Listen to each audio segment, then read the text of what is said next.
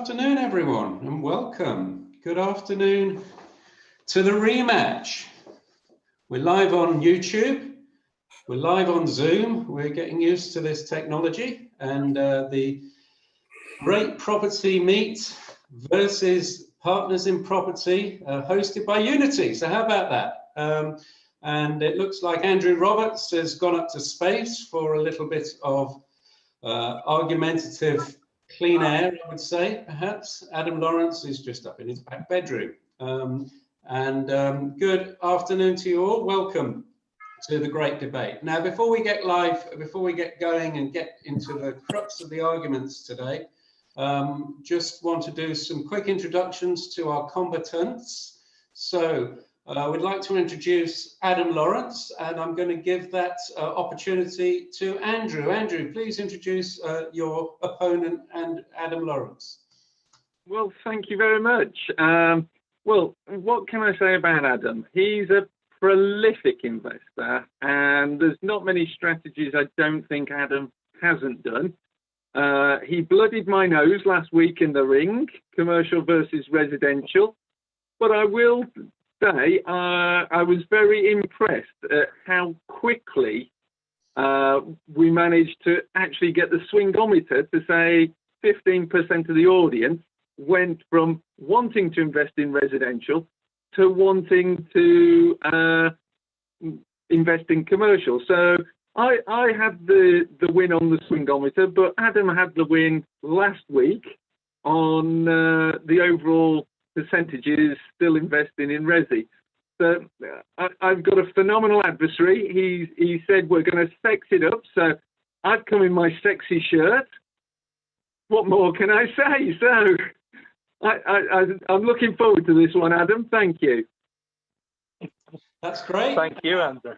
And so Andrew referred to the poll, which gave him a moral victory, even though he was beaten by the audience. We've started our entry poll already. So those of you who are joining us on Zoom can join in, and we can see that people are starting to vote already. So I'll refer back to that. But first, we need to know who Andrew Roberts is. Who's this person up in space wearing a funny shirt? Adam. That was clever, wasn't it, getting Andrew to introduce me first, because it meant he had to be nice to me. Whereas now I could absolutely take the opportunity to be terrible, but of course I won't. So a more than worthy adversary. What can I say about Andrew? Runs a great independent meet over in Rugby in Warwickshire, so very accessible for most of the country really to get there. And he's run some great meets for a number of years over there at the Dunchurch Hotel. So I've attended a few times, and I always recommend it to people. Never swayed by anybody really. Puts a lot of stuff out there. Really good breadth of people that go along, and he's had some fantastic speakers over there. It does sound like I'm angling for a slot, Andrew, doesn't it? Really. It sounds to me like I've got my next speaker lined up for a live event. But very much enjoyed sparring last week, as it was. As Rupert and Andrew said, with the honours shared, realistically, I felt I did have a much easier task last week. So I'm sure it'll be another ding dong slobber knocker today, knockdown drag out affair. And maybe if I win this one, maybe Andrew will be somewhere in the Milky Way on his next background. But yeah, Andrew, alongside running a great independent meet, is also a prolific investor. Not only limited to property, but also businesses as well. Trained accountant, skillful adversary with numbers and words. So always dangerous debating against such individuals. So respect to you, Mr. Roberts, and go easy on me like you did last week, please. Okay, well that's great, and that was a little kinder than I was expecting, stroke hoping for. But let's hope that the sparks might start flying as we get into the meat of the things. But it does seem, Adam, it does seem that you've been given the easy pass for the second time round, because the entry poll is putting you at 77% at the moment. That means 77% of our Zoom audience today wants to engage in buy to hold activity at the end of CV19. and only 21% are interested in flipping. So we're going to close that poll shortly, and we'll keep that in mind for when we do the exit polls at the end of the debate. With that in mind, I think that it would be only fair that, Adam, you kick off with your argument and your opening statements, and then Andrew can follow up following that. So, Adam, over to you. Thank you very much, Rupert, and thanks for officiating again. So it's a relatively simple one, I think, this realistically. It's an extremely difficult environment to be flipping in. There's a famous saying, you don't try and catch the falling knife. And I think that's probably what you're doing if you're buying property to flip right now, or arguably this year. Historically, the market lags a little bit behind a lot of other markets and indicators that move much more quickly, like the stock market. We've seen development, very interesting developments in the last 24 hours with the price of oil, particularly West Texas. So it does seem like there are other things on the horizon, as we've alluded to before, regarding how this recession is going to play out and whether it will indeed be a recession, which by any technical terms it certainly will be, whether it will be a depression, whether it will be a deleveraging, whether it will be all of those things. Those are not environments in which it is ideal to hold property. So the beauty, it's ideal to flip property, sorry. So the beauty of holding means that you've got that great benefactor. Even deals that I've done over the years that have been suboptimal, it's fair to say, have been protected, cushioned, and helped out a lot by time, the great healer. And of course, when you're flipping, one thing that is your enemy normally is time, because you're trying to get a good return over a short space of time. And I think one of those things you've got to ask yourself at the moment is, with much thinner margins, with acquisition costs, with potentially bigger, stronger costs of or less availability of bridging finance, cash is expensive at the moment and not ideal to deploy necessarily. Do you really want to be holding on to properties that you're then trying to flip out to a market you don't know what it looks like? Would you buy today to sell in September, November, January, March? What's the point in time at which you look like you're going to want to sell to? And what does your end buyer look like? Normally, you would say there's a lot of safety in the flight to quality. But at the moment, could you honestly be buying top-end properties hoping that their values are going to hold up? Perhaps not. If they've had very good capital growth over recent years, they may well wobble. What we saw in 2008 to 10 was an 18-month decline in the price of properties. So fair bit came off overnight, but it kept on being relatively subdued for some time. And in some areas, the market stayed flat for 4 or 5 years. It would pretty much be a disaster if you're holding on to a flip for that sort of length of time. Whereas with a hold, what do you need to do? You need to stay liquid. You need to be in the game. You need to be good at tenant selection or good at agent selection if you're using an agent to manage the property. You need to buy well. You need to get the works done well. But ultimately, then you can sit back and reap the rewards over time. And then I'm going to borrow something that Andrew used as a bit of a stick to beat me with last week and bring in the T word, taxation, because holding on to property, especially if you're using a limited company, is extremely efficient. There's a decent amount of your average refurbishment that can normally be legitimately written down as replacement cost rather than improvement. So that's going to be expensed against future rents. And normally you can, if you buy well and you add value well, you can end up with an asset that's worth considerably more than you've put in, but you don't, until you sell that property or that company, you don't crystallize that gain, you don't pay that tax. And so you can quite often be in a situation where if you bought really well, if you sell the property, pay the corporation tax and then draw it out the company, you've got as much left as you would have if you simply refinanced the property and didn't have to pay any tax at all until further down the line.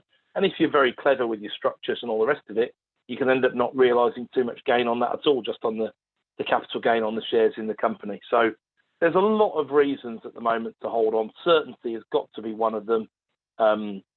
providing any sort of income at this time. Yield is more important than it's ever been.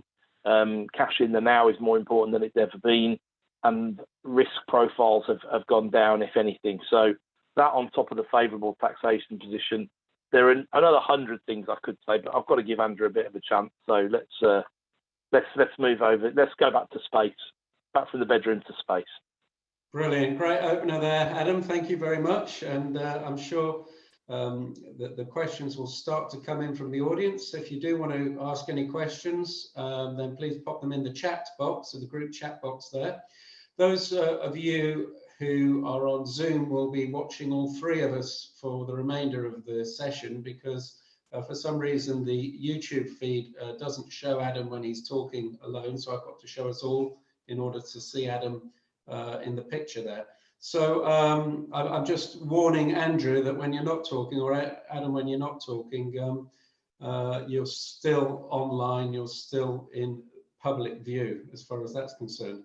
And perhaps that would be good to see the expressions on your face when you hear your opponents say things. So anyway, what we're going to do now is we're going to go over to Andrew. Andrew is going to give us his opening remarks, and then we're going to allow Adam to make comments on Andrew's and vice versa. Well, thank you very much. I mean, it was a great introduction into why you should consider holding. But I mean, I'm going to throw the taxation one straight back at Adam there, because the way I look at it is, I started with tax last time, so I'll start with the tax this time. Yeah, you've got regular tax returns and regular tax bills to do if you're buying to hold, but taxation, okay. Why flip trade, buy to sell, or whatever terminology you want to use for it? Yeah, we've got capital gains to pay if you're buying in your own name and it's not being done as a trade. Again, if you're doing it as a trade and you're a sole trader or a partnership, then you only pay income tax on the profits. So you're leveraging down unless you're a higher rate taxpayer.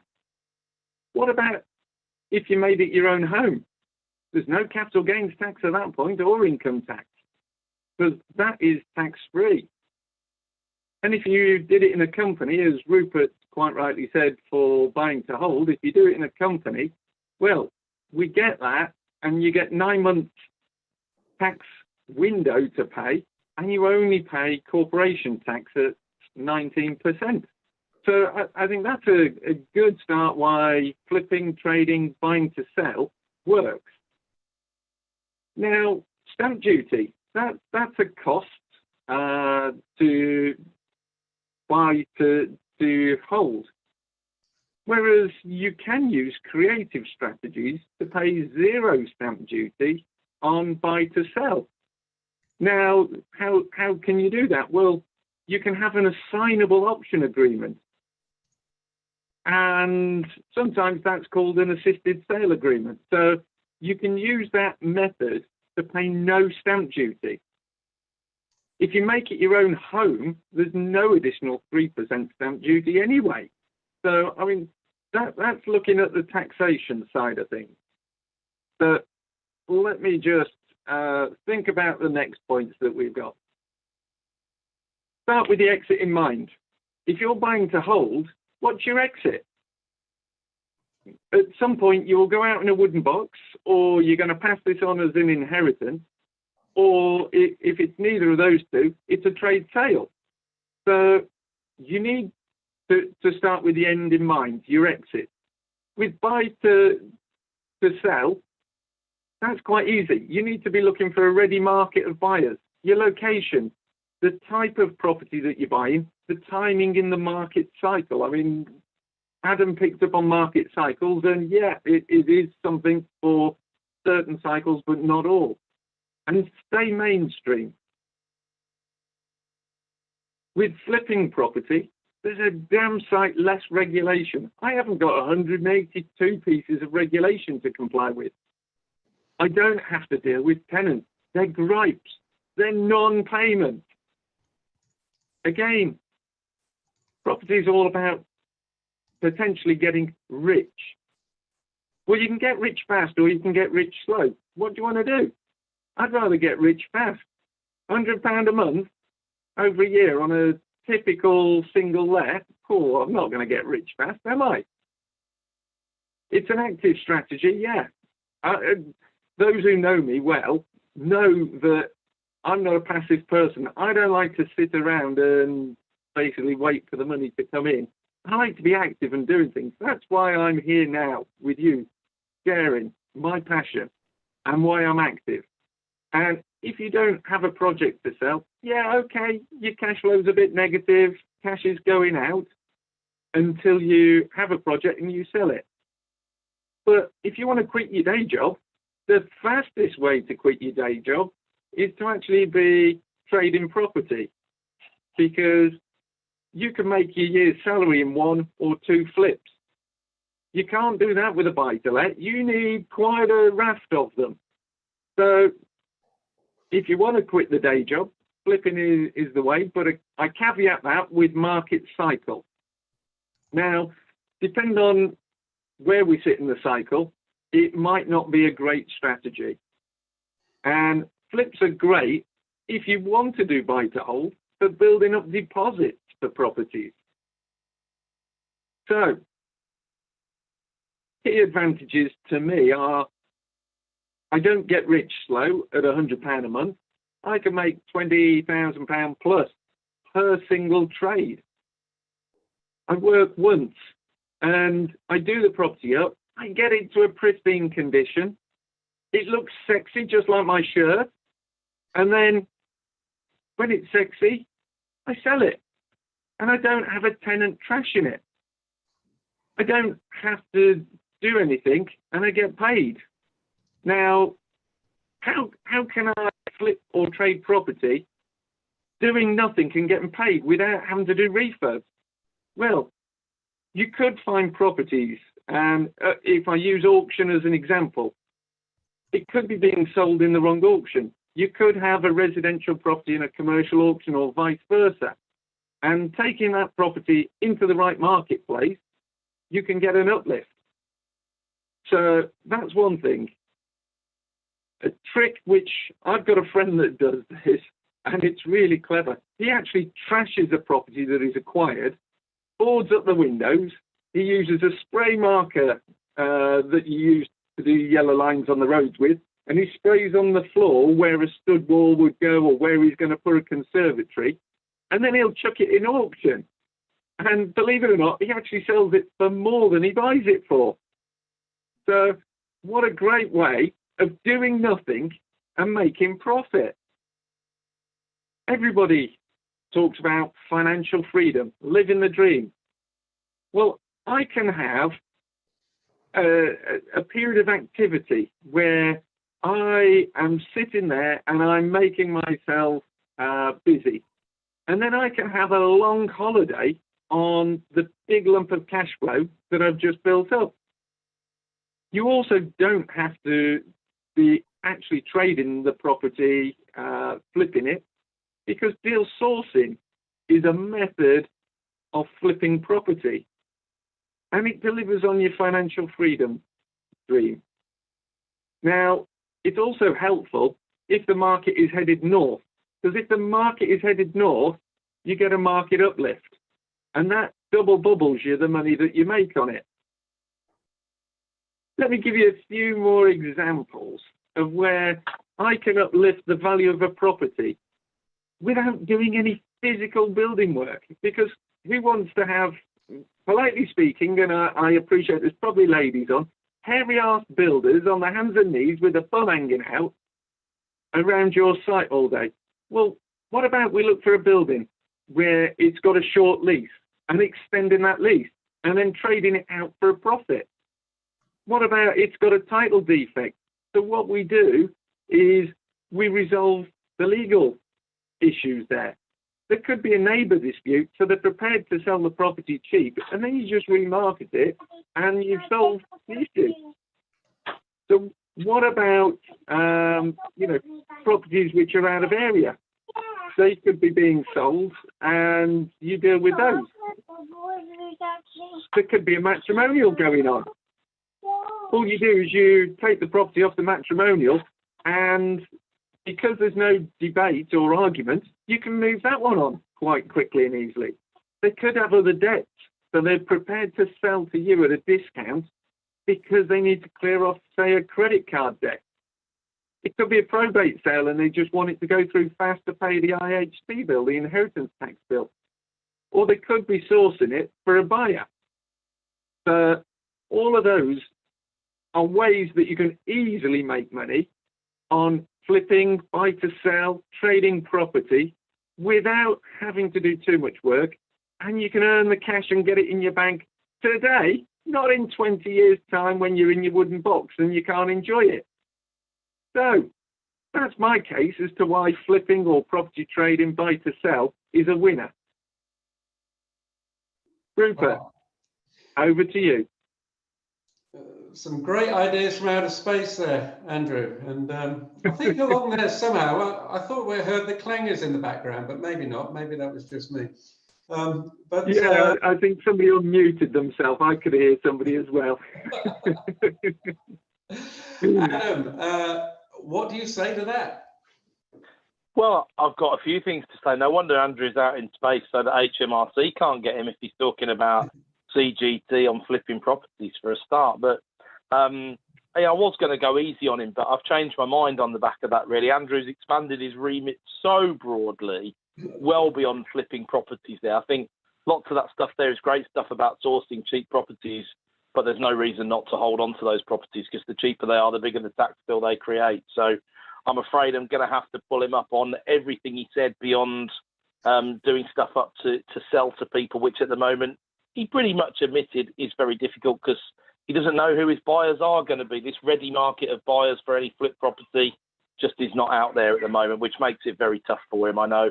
I think I'd comment on tenant selection being a big factor in terms of some of these problems that he seems to refer to regarding people trashing properties. You've essentially got the same issue with contractors you might fall out with, but they can often drive forklift trucks and bulldozers into properties from what I've seen. So I think you probably need to be. And I do note, Mr. Roberts, your failure to really mention contractors too much at any point because they are good contractor management is such a difficult part of any refurb. But I can't let the legislation point go unchallenged here because I think we need to remind ourselves that CDM Regs 2015 could and should really be applied to any development of property that you're doing, and the liability, certainly in the HSE's eyes for sites like that, is much higher than the, yes, somewhat onerous, but ultimately relatively easy to navigate tenant legislation that's out there.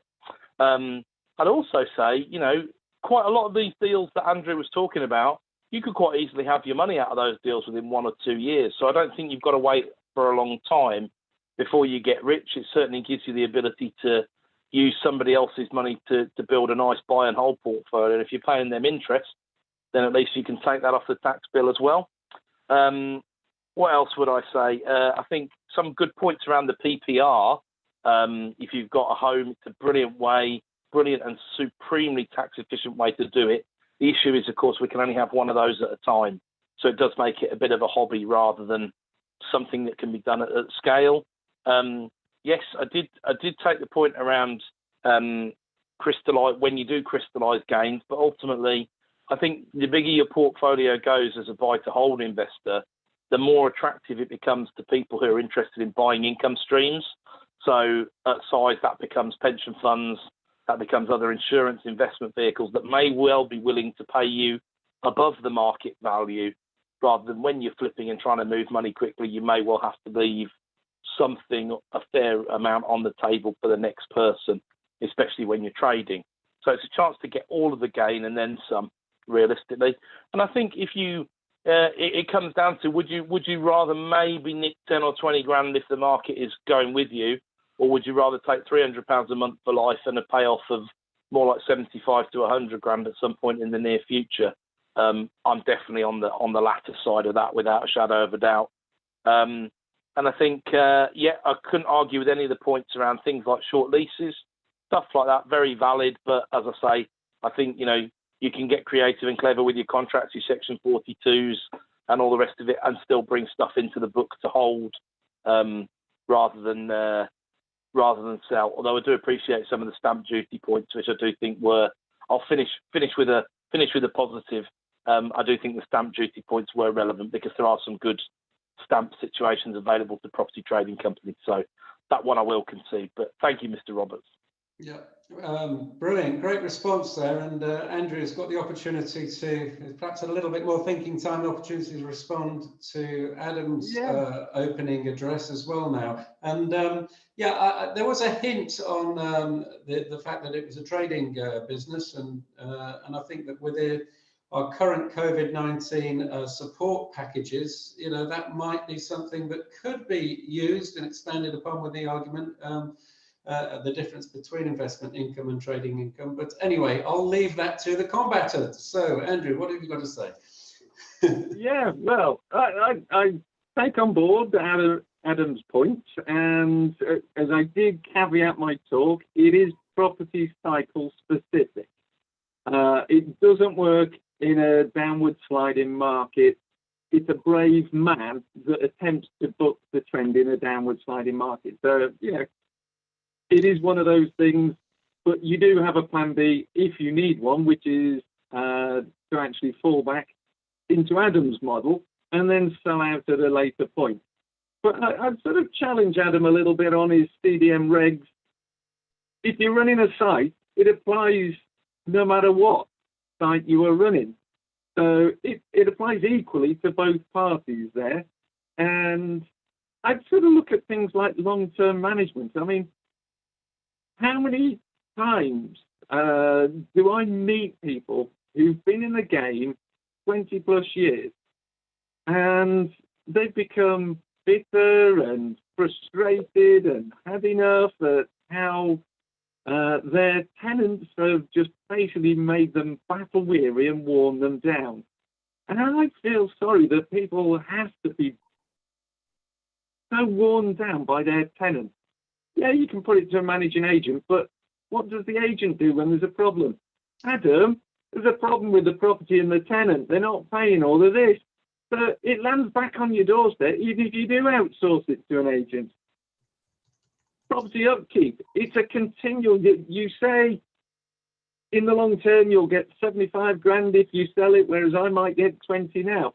Well, number one, you're relying on inflation. And inflation erodes the value of that 75 grand that sounds sweet in 25 years' time, but you're also negating the ongoing maintenance, the repetitive costs that you're shoving into that property.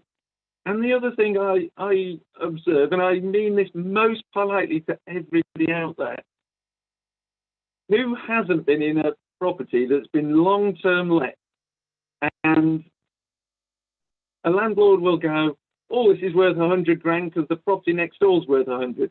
You look at the property next door and you look at the landlord's one, and it's had repeated long-term underinvestment in it, under-management, and it's in a poor condition. And they're deluding themselves. They've got to dip their hand in the pocket and effectively do a major refurb to get it up to the standard of the one next door. So I would challenge that. And the thing that probably sends a shiver down every landlord's spine is voids and non-payment. Section 8 and Section 21 at the moment, suspended. You've got legislation that is all against landlords who hold, and voids. If you've got a void at this moment in time, you might as well be flipping the property because you're going to sit there with a void for a good period of time because of social distancing. So I think there's a number of points there that I'd pick Adam up on. And I think he made a lot of very relevant points. And buy to hold is and can be a good strategy. And yes, you can refinance out, and I'll give you that. But as he did allude to, you do have to wait a year or two before you can get your money back out. Now, I can get the money quicker than that. If I pick the right properties with the right problems, and I can target the market correctly. So I can have cash coming in my pocket, albeit the property cycles. And I won't sort of mention that I'm doing a talk with David Clouter tomorrow on property cycles. No plug, Rupert. But I see how you did that by not mentioning it. That was very clever. Yeah. If you want to find out exactly where we are now and exactly what's coming next, we'll share that. So, Brilliant. Rupert. Thanks so much. That was a really good response there, and some really interesting stuff coming out. You know, I'm having this sort of mind of the developer in the pub, you know, saying, oh, being a landlord, that involves tenants, doesn't it? Not done that for 20 years, never will do, you know. But of course, everybody has their own opinion and their own viewpoint. So we got some questions here. Joy Cox, thanks, Joy. This is a good question, very relevant to the today. What do the speakers think will happen to property valuations pre and post vaccine? There's a school of thought that a strategy now could be liquidated as soon as possible. I suspect that means with current buy to hold properties, if that's possible, with a view to buying low en masse maybe later. So, Adam, what do you say to that? It's a great question. I would say I think probably the ship sailed on even considering doing that at the moment, really, because the speed at which things have happened here is so breakneck that ultimately liquidation ASAP is going to mean auction realistically at the moment, or the dreaded wholesale below market value trader, both of which are going to involve a 20 to 25% haircut, potentially on best guess of today's values, which could mean they're sort of 30, 35% below where you think they are on your balance sheet. And Andrew correctly said a lot of landlords have an unrealistic expectation that their stock that they refurbed within the last 12 years still stacks up compared to next door who had an owner occupier property. I see that day in, day out, so I completely get that.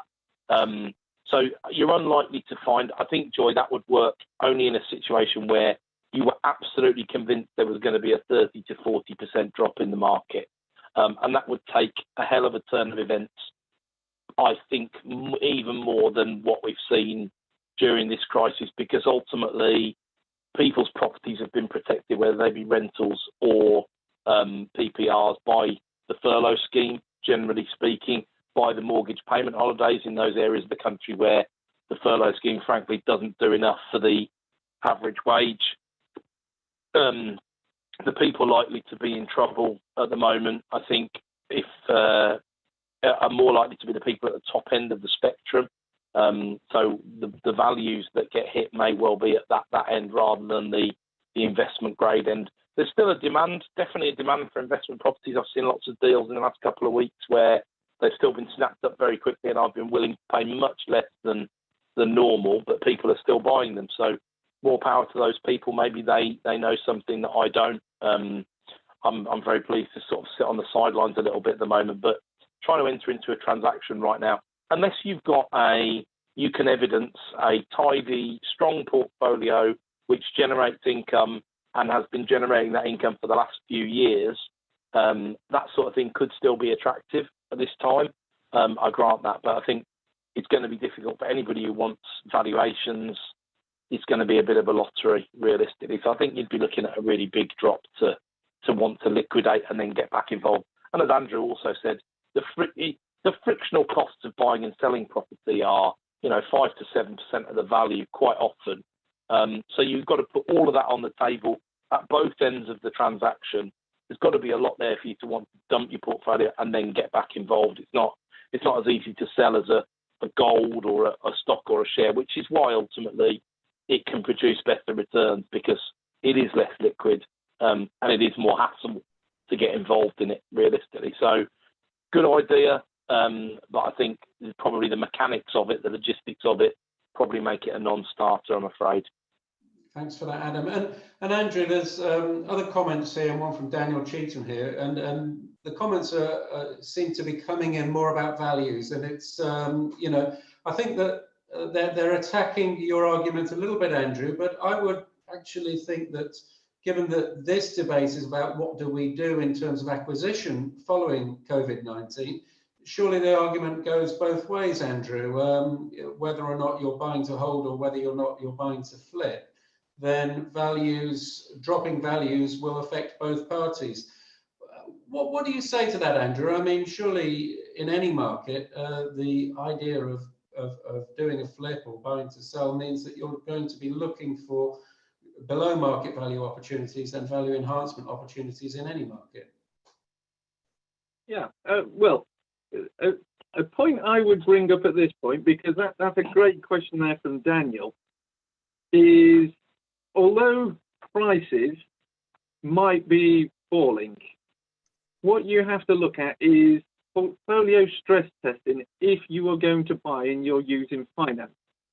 And it's not just on the properties you're buying that the valuation is done. They will stress test your whole portfolio. And if market prices have fallen 10%, they will take 10% off all of those, which then makes the portfolio stress test harder to pass. So I would raise that as a real point to consider. If you're trading property, you've only generally got the one, you're not covered by portfolio mortgages, you might have 2 or 3 on the go, but you're not going to be stress tested in the same way. In terms of funding and where prices are likely to go, my gut feel is prices are going to fall, and they're probably going to fall around 20% to 25%. And that's evident a couple of reasons. You have a look at lenders. Virgin have said they're not doing anything on a greater than 50% loan to value. Most lenders are stuck at 60. There's an odd few at 65%. Now, they always factor in a market movement. And because there's uncertainty, they're factoring in a fall. Now, I actually do think that any fall will only be quite short-lived. And the reason it will be short-lived is there's going to be a lot of stimulus coming into the economy. We have seen this government pump in around about £1 trillion, 350 billion just on one day with one set of initiatives. But there's been around about £1 trillion gone into the economy. They are going to kickstart this with even more initiatives. And for people who are trading property, for example, there's going to be relaxation on planning rules. That relaxation on planning rules, being able to add 2 extra stories to buildings, being able to do more development in your back garden or convert things in a more relaxed environment, that's going to favour me opposed to Adam. The values will upswing because the stimuli that the government are going to chuck into the market and to the economy are going to cause us to upswing. Now, there might be a subsequent bounce down the stream, because one of the things that we don't want is irresponsible lending from the lenders. So what the Bank of England will be doing is monitoring the cash outflows, and they'll be monitoring the Basel funding formula, which is the loan to value, the risk appetite, the product portfolio that the banks are lending on. And that will keep a check on it, whereas in 2008, when it was just too late to do anything, I think will stop us going into a deep dip following anything now or in the future. So that's my justification and my reasoning and my thought process on where we are in the market and what we're going to have. And hopefully that answers Daniel's question. Yeah, that's great. Rupert, we've got one coming in here from Akil. Rupert, could I just add a little bit to what Andrew said there, because I think I hopefully can add a little bit of value. One of the things is I think it's really important to make the distinction between values and prices right now, because prices ultimately are what properties transact at, whereas a lot of what Andrew was talking about was values. So I could see the reasoning behind why he says prices might fall 20 to 25%, but I would argue that that probably reflects values. And I think if and when we look back at the land registry for over the next 12, 18 months, when we're looking back in 2 or 3 years' time, I don't think you'll see that sort of drop on properties that are actually transacted. I think you'll see a drop in the number of transactions because people know there's this uncertainty around the sort of values metric. And I think the more possibly relevant forecast is a sort of 60 to 80% drop in transactions now, rather than worrying too much about price versus value. But ultimately, you have got to know your end user and your end buyer. And the other thing that I would add is I'm currently on new applications still putting through 75% loans to value mortgages as a portfolio landlord on rates between 3.6 and 3.8%. With Aldermore, I've been doing that for the last few weeks. They're still happily lending at that level. So there has been a pullback in lending, but bear in mind there was 80 and 85% available. A lot have come down sensibly to 75. A lot of the smaller packager style lenders like the foundations and the fleet, they are running scared at 60% LTV, but I don't think that is reflective of what it looks like in the long run. I think that's reflective of HSBC or Citibank or whoever sits behind them saying, hang on a second, we don't want to borrow this risk. We want skin in the game. We'll do 60%. And if you think about how the stress test is actually put together by the PRA, the stress test that was tweaked a few years ago, they're really looking at rent coverage. So until we've seen evidence of rents going down, which could happen in a deep recession, there's no two ways about it because affordability goes down, it doesn't give you a problem with servicing debt. And a lot of these individual mortgages that almost all the assembled company, including myself, tend to use on holding properties these days, don't have loan to value covenants. So they can't call in the debt. So it doesn't cause you a massive issue, depending on where you are, how long you fix your mortgages for, and with the usual caveats, of course. But for me, it's not causing a big worry because there's no need to crystallise, there's no want to crystallise. The income is still coming in, even if there are the odd payment plan having to go into place.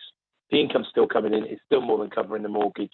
And there's that element of security there. So just a really interesting point there, Adam. And this point about value and market contraction in the is very specific to the property market, is that the market contraction is a much greater factor than the value drop in a downward market in property. And so really interesting point and three-dimensional thinking needed there. Adam, I have a question for you, and it's regarding people actually trying to get hold of buy-to-let properties in the future, and it does regard lending, and obviously lending is going to be slightly more difficult for some people. The loans to values might come down, the valuations might come down, so we might find that it's a little bit more difficult to acquire with the same amount of cash to acquire the buy-to-let portfolio in the future as it has been in the past. Whereby on the flip side of the argument, bridging lending has always been a little bit easier to obtain. Okay, more expensive, but that gets built into the figures. But with the buy to sell, with the bridging lending scenario, you do have the second exit, of course, which is a temporary hold. So if you were having to then service that debt after you'd finished a project, you can actually put a tenant in to service that debt for a period of time. So there is, potentially more entry opportunity and a second exit with buy to sell going forward. What do you say to that? Well, I think it all depends on, it comes back to an extent, it comes back to intent, doesn't it? And whether that's part of your plan. As Andrew said, if you're doing sort of one at a time and you're one that's on the go, then ties up all your cash, you've got a bit of a difficulty and it depends what sort of bridge you're on as well, I suppose, because if you're on one that's going to go on to default rates, you'll probably be quite keen for that not to happen. If you're on one where there's just a rollover penalty in terms of interest and you can have another 12 months, you may well be happy enough to suck up the rollover penalty and take it out of your margin, and do something about a length of tenancy. But it's quite risky having tenants in on bridges that you then want to sell, because then go back to Andrew's point, what if, because you're a flipper and you're not a holder, you're not very skilled at managing the agents and the tenant selection, and you put a bad tenant in who then you can't get out, who even trashes your beautiful new flip. So I think you need to be a little bit careful blending those two strategies depending on the sort of scale of firepower you've got realistically. I I think when I look at buy to hold, I look my number one exit from a bridge would be the term financing that I can obtain. And this is one of the ultimate tests of recent years. Whenever I've gone in and used any bridging, I've always been carefully watching the credit markets and the availability of credit, because I'm my own exit. So I know what I need to do. I need to stay financially healthy, robust, give lenders confidence, keep on top of my figures, make sure everything's presented correctly, and come up with coherent arguments as to why they should keep lending me money. If then other exits my secondary exit could include sale, either via auction through a yield sale, because what I tend to be reasonably good yielding stuff. So it will sell at a price at an auction for someone who wants a turnkey investment. So I've probably just got the flip side of that strategy, but can probably, the thing about flipping houses, generally speaking, is you do them up to such a good standard in order to make an impression on the market that you can't really auction them, because that stuff doesn't sell very well at all at auction. Whereas if I do it to a good but fair buy-to-let standard, put a tenant in, get a reasonable rate of return, I can then sell that as a turnkey investment to the auction room. So I'd say it's probably more, and of course with the auction I've got the 28-day certainty in terms of completion. If you can't use the auction mechanism, or it would cost you all of your margin and then some to use the auction mechanism, you've probably got a problem there. But that's I see that more as a ripcord. You raised some interesting points about bridging as well, Rupert, which I think has changed seriously, materially since the great financial crash. And we've probably seen 3 or 4 years of really booming bridging, where we've been able to get 90%, even 100% of purchase price funding from bridgers to buy discounted stock at reasonably, really fair wholesale low rates, really, to be honest. So I've taken a big slug of advantage of that. And of course, they're worried at the moment because where's my exit? But my exits can be at 60, 65% if needs be. What will that mean? I may need to leave a few grand behind in a few properties, absolutely, but nothing that the sort of rate of return that I leave those few grand behind at is in the 20s, 30s, 40% a year. So I can always supplement that by borrowing, or just take that out of cash, knowing that I'm getting a decent cash on cash return. So reasonably well protected, but this situation has thrown different curveball that we've not seen before. Will the bridging market come back to where it was? I think would probably be a good follow-on to your question. And I think the answer is probably not very quickly. The bridges have used it as a bit of a reset to say, hold on, rates were getting really low. We were taking more risk than maybe we thought we were. They want to try and reset this and bring it back to the old rates. But ultimately, they're going to be sitting on big sums of money, non-utilisation clauses in agreements they've got signed with banks and private equity houses, and they're going to need to get that money out of the door. So I have a very different attitude at the moment to a property I've got to put 40% cash into and take a 60% bridge versus what I would put 10% cash into, just because I think that cash needs to work really hard right now. And I know a lot of trade, whether you're trading in the same way that Andrew referred to, or whether you're buying to hold, because I tend to buy like a trader, really. It's just that my exit is me. That's why I agreed with so many of Andrew's points about sourcing properties. But I think it ultimately, does that option look as attractive if you've got to put in 3 or 4 times the amount of cash at this time? I don't think it does. So the bridges they've been fast, they've been agile, they've been running scared a little bit during this whole debacle. When will that settle down? I don't know, but I expect they will want the bridges, like the auction market, to be functioning normally, because that provides them with a lot of their business. And at the moment, the auction market is all up in the air. Some of that just due to the logistical problems with viewings and valuations and all the rest of it. So it's difficult to know where they'll come back to, but I think we'll get back to sort of 80% relatively quickly, getting back to the 90s for the likes of me.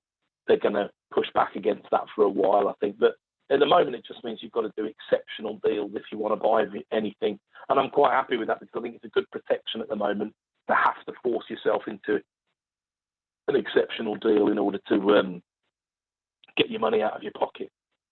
Brilliant, thank you. I'd Thank you for that. Andrew, I'd agree with what Michael is Adam asking a said question here. It says, is the new norm going to be seeking lending up to 60% to safeguard against future pandemics or recessions? So are we going to see a new norm of 60%, Andrew? My answer to that would be no. And it goes back to understanding why it's at 60%.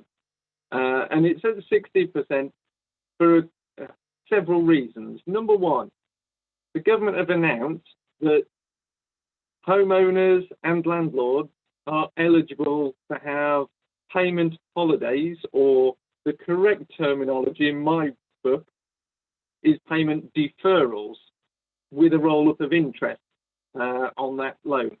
Now, the bank doesn't have a department that deals with payment deferrals on a normal day-to-day basis. It's an exceptional situation. So they've either got to find and go to Reed or other recruitment agencies, hundreds of staff to train up to sit on a call centre, or they redeploy existing staff. So what they've done is they've redeployed existing staff who were in the new business teams to actually deal with the inbound phone calls that are there, or to process the electronic inquiries and the paperwork they need to do at their end. So how does a bank suddenly free up that new business team? Well, the first thing they do is they disincentivize their customers or prospective new customers from coming and asking for new business. And if you're coming in and you're able to meet a 60% loan to value, then you're the type of customer they want anyway, and you'd probably ask for 60% outside of a pandemic. So that's one reason why it's 60% loan to values, is resource from the bank's point of view. The other reason is there is a huge amount of uncertainty, and the banks, because of government regulation and RIC instructing surveyors not to physically go out to properties, but any valuations they do them on a desktop, then what they need to do is work out how they're going to value. Now, if valuations are only coming in on desktops, how accurate is that valuation? Therefore, by jacking down the loan to values, because they haven't got a man, boots on the ground, going in that property, valuing it, then they can pull the rug quite quickly and change the loan to value to reflect that. So it's down to the fact that they anticipate values falling a little bit because there's market uncertainty, and that always happens with market uncertainty. Because people's incomes are affected that are going to be buying these properties, if you've been furloughed and you're on 80% of your money, yeah, okay, you're not going out to the cinema, you're not spending at the theatre, you're not spending on meals out in restaurants or takeaways and so forth because you're furloughed. So you're actually saving money. So the 80% probably you could survive on without any impact. But the reality is you might be eating into your savings. And if you're eating into your savings because you're self-employed for the next 3 months, you might have to defer any property purchases. Now, if you're deferring your property purchases, that takes buyers out of the market. If buyers are coming out of the market, that goes back to what Adam said earlier, there's less transactions happening. If there's less transactions, prices start to fall because the buyers that are in the market can dictate the price. So that's what I would say. That's great. Now, time is moving on to the hour mark, and so we're going to wrap this up shortly. But before we do, there's a couple of things we need. We need some closing remarks from our combatants, and we also need to throw up a couple more polls to find out who's going to win. I think we can encompass this question in the closing remarks, but quite an interesting point from Michael Roberts that is suggesting we might be being a little bit investor centric, coming back to this point about contraction, and I think he's challenging perhaps the 20 to 25% reduction in values that was stated earlier, that basically, will they really go down because the majority of owner-occupiers aren't going to be selling below market value? They're simply going to be holding on to their properties and sticking at that point. And his other point that he introduces, which is one that's it's speculative but reasonably likely, is that we're going to get a little bit more government support, perhaps in the form of a stamp duty break or something like that, which could counter some downturn in values. Anyway, those are the points made by Michael. So let's go to Adam for his final comments, and then to Andrew. Brilliant. Yeah, I thought that was a great comment from Michael. And take his point is there is 90+% of the transactions that go on are in the retail market. No two ways about it. I think, Michael, what you probably need to remember there is ultimately there's a different level at different parts of the country which people can sustain as and when values fall, as we were talking about. So if you live month to month, like a lot of people do, Andrew made the point about being on 80% of your income, but of course that only works up to 2.5K. So I think you could be seeing people in higher end properties. If you're on PAYE and you normally get £5,000, £6,000, £7,000 a month, and your mortgage is £3,000, £4,000, whatever, you're in some trouble at the moment. You're taking a payment deferral, as Andrew correctly says. But in certain parts of the country, people can't wait as much as they would want to. There's going to be 1-2 million people unemployed, maybe more, on the back of this. I don't think there's any real doubt about that. We've already seen that number registering for universal credit, maybe more. So a sudden step change in lots of unemployed people overnight. People will need to liquidate properties that they live in. There's no two ways about it. So those are the kind of things that will transact. The people who've got money, the people who've got savings, the people who've got secured jobs, yes, they will absolutely be able to hold on, and that's why the values and the prices will diverge a bit. So I don't think we will. If I'm pretty convinced we're correct about transactions falling, and what does transact will be motivated stock, I think, realistically. But just to round up, I'd like to say it's been an absolute pleasure. Been some brilliant questions today. Very much enjoyed debating with Andrew. I think we should give Andrew the easy topic next time, because I'm almost starting to feel guilty, Rupert. I did say almost, not really. But no, really, really interesting points. And Andrew raised a lot of stuff there that I do really agree with, to be honest. So hopefully everyone's voted by now, so I can say that. But thanks for comments and tuning in. Brilliant. Well, thank you for that. And as you've been speaking, we've had the persuasion poll go up, which is shifting a little bit. So you're both on 50%. 50% of the voters have said that they have been persuaded towards Adam's argument. That means they entered the debate on a flip strategy and have gone the other way, and the 50% have gone towards Andrew. So how about that? We're going to leave that running until Andrew's finished his speech, and then we're going to go for the final votes, which is who's won the debate. So Andrew, please, your closing remarks. Yeah, well, I applaud Adam, because there was a little bit of audience persuasion on there, telling the audience that he thinks they've given him some good questions. The audience did give good questions. Don't patronise them, Adam, please. Don't patronise them. No, I mean, a great debate again, an awesome combatant, and I've actually thoroughly enjoyed this, and I hope the audience have enjoyed it as well.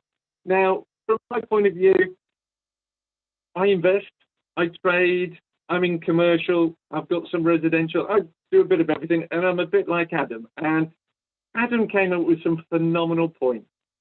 But where I'm coming from with this is, if you're after lump sums of cash, you need to trade. And it's okay refinancing and taking the money that was yours anyway that you've put in and taking it back out. That leaves you level pegging and getting £100 a month. I mean, Adam says he doesn't mind leaving a couple of thousand in at 20%. I worked out, and that's 40 quid a month. Woo! I'm getting a 40 quid a month on my money. That's not particularly exciting. So what I would do is sit there and go, trading is all about changing your lifestyle. If you want to change your lifestyle, then this is the way to make those changes, and make those changes quickly. I said it in my talk, get rich slow. That's what you do when you're investing. And if you get rich slow, you're not going to change your lifestyle anytime quick. And look at how many landlords, even Adam admitted it himself, how many landlords do we know who've been in the trenches 20 plus years? And they are so battle-hardened, bitter people. There are people who aren't, but there's a large number who are. And they've pretty much had enough of getting beaten by the government, getting beaten by tenants, getting beaten by the system, having lenders get on them if they've got finance. It's getting tougher and tougher for the landlords. There's some great exits for landlords, and there's some great returns there as well over the long run. But it is a long run game. And to me, I'd rather have cash in my bank now, because I can spend it now, and now is when I'm living. I might get hit by the number 9 bus tomorrow. I hope I don't, but I'd rather have the money in my pocket now than in 25 years' time when I can't enjoy it because my body's given up and I'm too old and too decrepit to enjoy it. Brilliant, So brilliant. And that's my closing great remark. ending that is, Andrew. Fantastic. And you want the money in your bank, the bank that you've bought and that you're flipping. So what a... Absolutely. So I've just launched the final poll, and as I do, I'm just going to spend a minute to wrap things up by giving you a taster, an exclusive. You're the first to hear it on what we're planning for a week today. We do, as you can see, try to vary what can be a little bit mundane, these continual webinars that are going on Zoom, and we're trying to keep them a little bit upbeat, keep them a little bit more entertaining than just a straight webinar. But next week we're going out a little bit further on a limb. We are going for pure entertainment, and we have both Adam and Andrew rejoining us on the panel. But we also have 2 property people who are also professional comedians who are going to join us as well. So we have Raymond Akhtar, who is currently in Saudi Arabia, and we have Linda Wright from Manchester of Planet Right, who has a very, very serious job as a planning consultant. But you know, her in the evening she puts on her raconteurs persona. So we're looking forward to that as well. And we're going to do a format which probably most people will be familiar with, which is a property version of Would I Lie to You? So our panelists and our contestants and combatants are going to be offering us with some lies and truths and questioning each other, and you'll be able to question them too from the chat box in order to determine whether or not some of these bizarre stories that they're going to tell you about their property life, about their property history and journey are actually true or outright lies. So we thought we'd enjoy that. An hour at 4 p.m. next Tuesday. So really looking forward to that. And look what's going on here. We're absolutely neck and neck. Is anybody going to pitch in now to actually give us a winner? Or are we going to leave it at that, at a dead heat? Wow. Sets up round 3 very nicely, the dead heat. Oh, no, sorry. No, I'm sorry, Andrew. I was just about to close it. And 2 people have come in, some late runners have come in there. We're going to give you the last chance. Going. Anybody else going to come to Andrew's support? I was just furiously logging on a couple of my other accounts to vote for myself for it. Wow. So, well, Adam just picked you to the post at the last run there, but a very, very close run debate. I certainly enjoyed it. I know that I can see that Adam and Andrew have enjoyed it immensely, and I hope you have too. If I can just say a massive thank you to Adam. Yeah. If I can say a massive thank you to Adam. He's been a brilliant sport. He's been a brilliant sparring partner. And I know Adam and I have already got some great truths and lies lined up for what's coming next week. So I know what's coming. It's going to be so much fun. You are really going to enjoy this. And the other panelists are going to be fantastic as well. Back to you, Rupert and Adam. Oh, thanks, Andrew. Really appreciate that. I'm not sure I'm cut out for the Would I Lie to You format. because I just tend to laugh too much when I'm lying. So there's a huge tell there for next week. Bit of a spoiler alert, but no, absolutely the same. Already, it's starting Same back to Andrew for being a brilliant sport today, and Rupert for putting it all together and skillfully keeping his hand on the tiller as well. So lots of fun. Hopefully some good stuff in there as well. So enjoyed it a lot, Andrew. Thanks a lot. Thanks to everyone for tuning in, both on Zoom and on Facebook. And see you very soon, if not next week at next Tuesday at 4 p.m.